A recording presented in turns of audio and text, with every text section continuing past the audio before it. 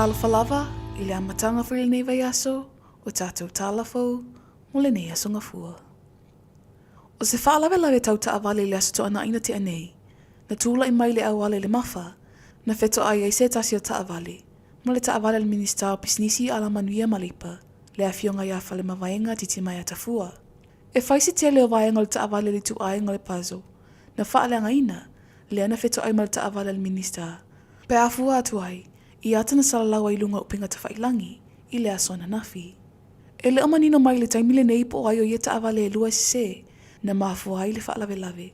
E na whaamaonia mai al komesino leo leo, ia awa pa au longa I tino Filipo. E lo iei se isi wa moli ai le whaalawe lawe, e o lo whaanga solo pea so e su e ngam tanga luenga.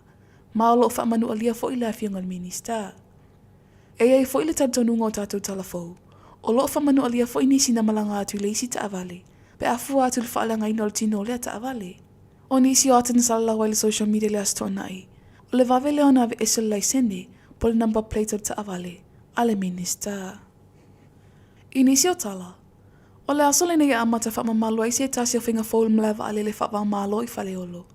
E alale le siaki o nisi o ta awale ulu whale ai le mlewa ale le. Mo whae e ngā waa, po whaatali ngā waa. O le alia e mai pea o nisi o whaalawelawe la matia le saunga le mua le atinu il malewa alele. Whaata sei ma le whaaleanga ino o nisi o mea tō tino al malo I le malewa alele. Ua mafua ena manatu le pūlenga al malewa alele. O te tau loa na laa le pūlenga ini a whae siaki mo nisi o ta awale. E ulu whale atu le malewa alele I whale olo. O nei siaki whapitoa le amata I tuwai nisi o ta awale. O lo malanga atu I whale olo. E alo I te tonu nisi o upinga. E ono la matia le saunga le mua le atinu ulau tele. E le ngata la mo siaki o ta awale anga I tono mlewa alele. E wai ai fwoi le fuafuanga le pūlenga. E whaamalo sia fwoi au pipuinga. I whafo mai o mlewa alele. E mai se lawa ino fuanga I au ta wha atua al whanua. O lo iei no mlewa alele. Lea e mai tau ina nisio le atinu u. E te tuwai ta awale ma whai ai pāti. Ma inu awa malosi. O le ngaluenga le nei ala pūlenga le mlewa alele o le anga lue whaatasi maramtanga luenga leo leo. Ina ia mau tino le saunga le mua tangata lau tele. I le mlewa alele. O le au whaingaluenga e mai se fo I o mea tō tino le malo I whale olo. E le ile watu nei na salalawa ini ata video se fusu anga tia le anisio tupulanga talavou. Na tūla I mai I whale olo. Aia o mai le whai unga le vai asuna te anei. Aia whaasalalawa e le matanga luenga leo leo le ato se tasio alii. E sua whai ato ese tu unga. Po ese tu unga. E whaapea nao fia I se whaalawilawi na tūla I mai le mlewa alele I whale olo. I la se fulu iwo mati. Lua awhi lua se fulu lima. Maolo o masalomia. O lo ia umia se a upenga. O se taimi mo mua le nei o le awhai ei le asiaki mo ta awale ulu whale mlewa alele. Ono le wha mua mua lavo le saunga le mu. Mo le atunu u. O laso tolo se fulu aparila le tausanga le nei o le ailo I loa I le whaamasinonga moalunga. Le lo I le taita I le tuangai. Le sui taita I malawenga wha upwhai o le HRPP. O lo tua I le whafonga whetalai o le palemene.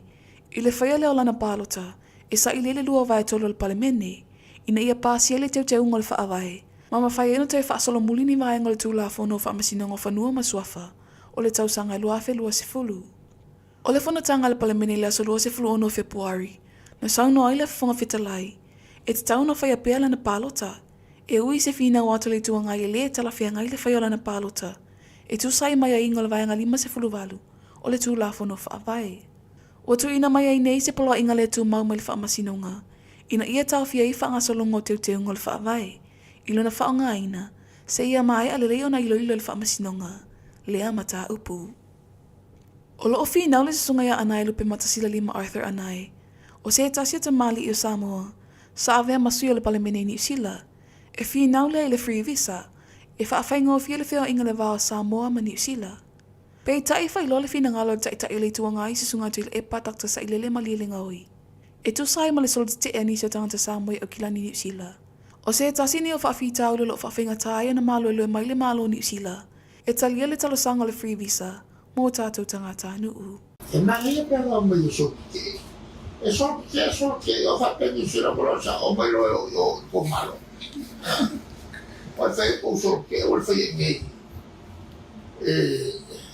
E misa. E le mea o wofoa. O le kalia e ngā patsa mue. O soke ke e ia e ako e whai whaasanga me maro le kofie. Ai la mo le si malo.